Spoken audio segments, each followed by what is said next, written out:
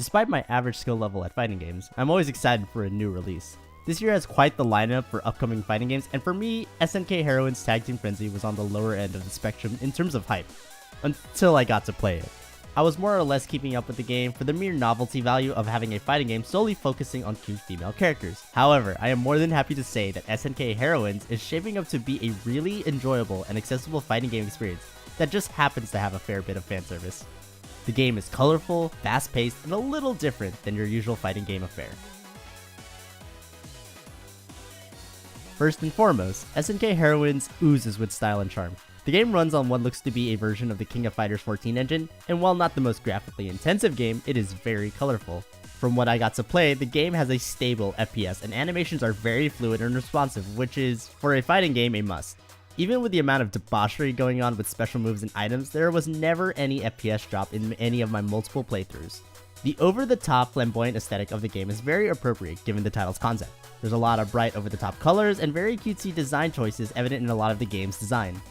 Things such as the UI, character art, and the stages are all bright and colorful. Even the playable characters in the current build all feel tonally consistent despite the different backstories and motif of the ladies. It all feels very playful more than anything, and I do think it is a nice change from your more serious and edgy fighting games. The game is a visual feast without ever being too overwhelming on the eyes, and given how much bright playfulness there is, that is a great accomplishment. At its core, SNK Heroines is a tag team fighter, and a lot of the usual elements are there.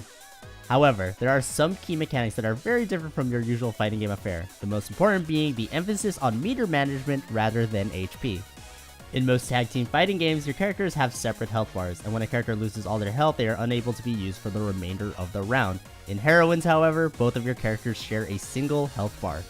This by itself is very unusual, but what makes it even more unusual is the fact that in order to end a round, you must use a special move called a Dream Finisher. Wailing on the opponent will not reduce your opponent's HP any further when it gets low enough, and that's where the Dream Finisher comes in. Dream Finishers are special moves that require a lot of meter, and can be either used to deal a lot of damage, or end the opponent when their HP is low enough. Now while on the surface this may sound clunky and problematic, the execution is where the mechanics truly succeed. The name of the game in this title is managing the special gauge that is used to do regular special moves or Dream Finishers. Standard in most fighting games, each character has their own special moves and their own Dream Finisher. You build up the gauge by landing hits on the opponent, or ineffectively by getting hit. This gauge is not only important because of the need to end the round with a Dream Finisher, but also how it ties into the special moves. Now it may seem cheap that you end the game by landing one really powerful move when they are low, but the Dream Finishers are actually difficult to land. They have a pretty lengthy windup and are very telegraphed, and they can also be blocked rather easily. In my experience, just shooting off a Dream Finisher will usually end up in just you getting punished or losing a lot of special gauge. This is where the special moves come in. Dream Finishers can only be truly comboed into by using a special move. Normal combos can't lead into a Dream Finisher. You must first end your combo with a special move, then lead into a Dream Finisher. So it is still a game of managing your meter, executing combos, and playing footsies with your opponent. And when you land that Dream Finisher after executing a sick combo or stunning your opponent, it does feel well earned. Overall, the Dream Finishers and meter management are very well executed, and it does help Heroines differentiate itself from other fighting games. The last mechanic I want to talk about that really does make SNK Heroines different from other 2D fighters is the use of items. Items can be gained by hitting bright orbs in the stage, with the item inside being random.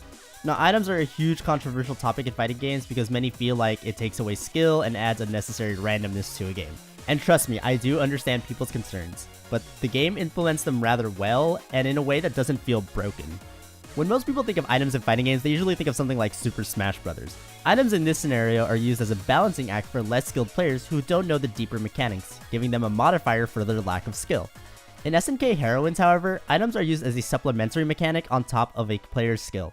Items used by themselves won't serve much use unless the player knows how to adequately use it in a given situation.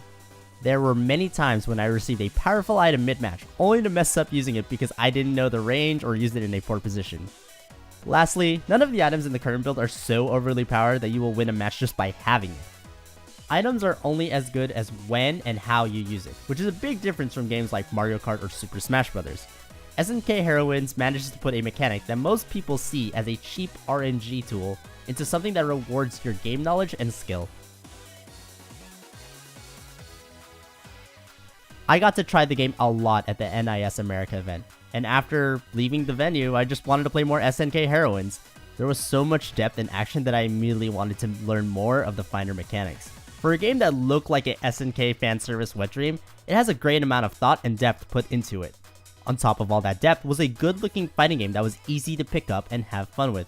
There's so much going on for the game, and I can't wait to see more waifus, I mean characters, announced in the coming months.